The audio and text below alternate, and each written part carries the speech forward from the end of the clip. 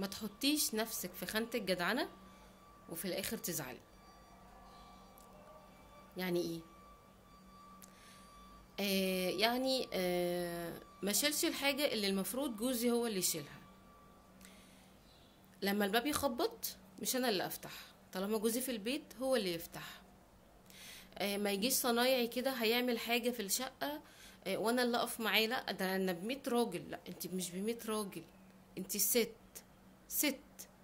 ما ينفعش انك تبقي ب100 راجل مرة ورا مرة ورا مرة. آه، هتلاقي نفسك انت اللي شايلة الليلة كلها. في الاخر تقولي انا جوزي مش بتاع مسؤولية. طب ما انت اللي خليتيه مش بتاع مسؤولية، وانت ليه؟ ايه اللي خلاكي تشيلي المسؤولية بتاعته؟ ما تسيبيه، قوميه. الباب خبط، يلا قوم افتح طالما هو جوه في البيت.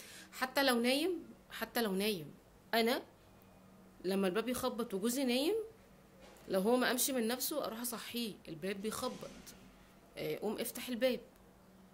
الا لو قلت مين ودي كانت جاره من الجيران مثلا، لا انا بقى افتح لها. وهو ده الصح، والله العظيم هو ده الصح. ما انا قلت لكم احنا هنتحاسب على حاجات كتير قوي. تخيلوا كده، انت لو بتنطقي في القرآن السين الصاد، ربنا هيحاسبك. هيقولك انت ليه ما تعلمتيش ليه ان هي تتقرا كده او العكس. ف فاكيد ربنا هيحاسبك على لما الباب خبط انت اللي فتحتي. لا، جوزك هو اللي يفتح. آه، ما ينفعش انك تقولي انا ب100 راجل. لا، وما ينفعش انك اصلا تكوني متواجده في اماكن فيها رجال كتير وتقولي انا وسطهم ب100 راجل، وانت اصلا ليه تكوني موجوده في مكان زي ده؟ حتى لو شغل. امم حتى لو شغل، سيبيه. في ناس كده معرفش، والله العظيم انا معرفش هم بيفكروا ازاي. والله العظيم يعني بيعملوا حاجات فظيعه فظيعه، وفي الاخر اللي هو ده مفيش سند، مفيش مش عارف ايه، مفيش ايه. العيب فيكي انتي اللي ما اخترتيش صح، او انتي اللي شلتي الليله كلها. فطبيعي انك ما تحسيش باهتمام، تحسي ان طول الوقت انتي مهمله، آه طول الوقت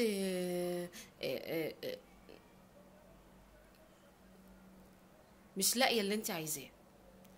فالمفروض الست او الام مننا تعلم بنتها ان ازاي يكون زوجها صالح. على فكرة، انت تقدري انك تعيني جوزك انه يكون صالح، والعكس. جوزك مش بيصلي، لا انت تاخديه بايديه يصلي. جوزك مش بيزكي، واخده بالك ان هو مش بيطلع مثلا زكاة الفطر او الكلام ده، انت تفكريه. كلنا بنفكر بعض، والاولى اني افكر جوزي وجوزي يفكرني. فاهمين؟ ف زي ما قلت لكم ان احنا هنتحاسب على حاجات كتير مفكرينها اللي هي مش مهم. لا، بس هي مهمة قوي قوي قوي قوي قوي ان احنا نكون اخدين بالنا منها. يغيظني بقى قوي قوي قوي الناس اللي تفضل تعيب اللي هو دي استشيخت، دي هتعمل لنا شيخة، دي هتعمل لنا دي متدينة هتتدين علينا. ايوه، ما انا مسلمة، ما انا المفروض اكون متدينة. المفروض ده الطبيعي ان انا اكون متدينة، ان انا اكون ديني ان انا اعمل بيه. مش عشان مش عارف ايه، دي مش عارف ايه. ايه ده؟ ايه ده؟ ليه الاسلوب الصح والكلام الصح هو اللي بقى مستنكر؟